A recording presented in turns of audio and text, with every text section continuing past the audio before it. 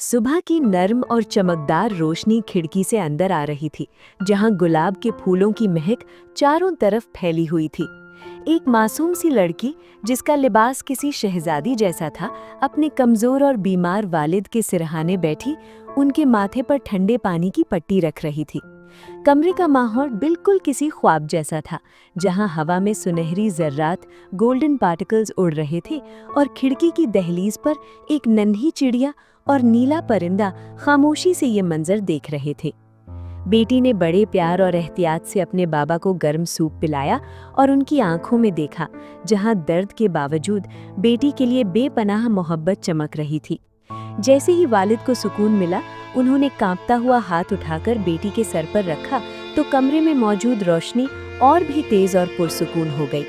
सच कहते हैं कि बेटी की खिदमत में शिफा होती है और बाप की दुआ में वो ताकत है जो तकदीर बदल देती है।